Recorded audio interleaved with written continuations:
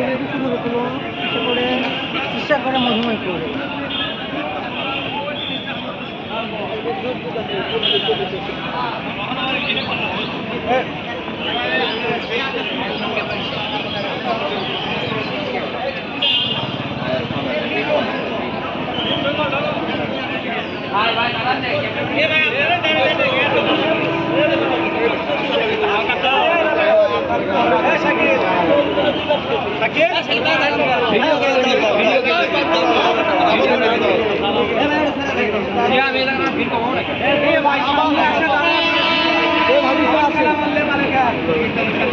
পঞ্চাশ থেকে শুরু করে 100, 150, 200 জন শিশু সহ মানুষ হত্যা করছে।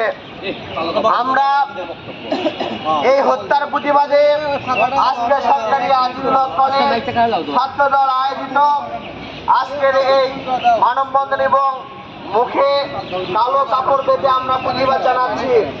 আমরা মুসলিম বিশ্বের কাছে আহ্বান জানাচ্ছি তারা দ্রুত যেন এই ইসরায়েলি এই বাহিনীকে তারা যেন রুখে দিতে সক্ষম হয়।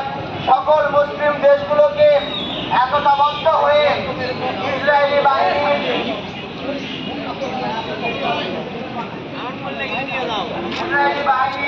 বিরুদ্ধে লড়াই করার জন্য সকলকে আহ্বান জানাচ্ছি।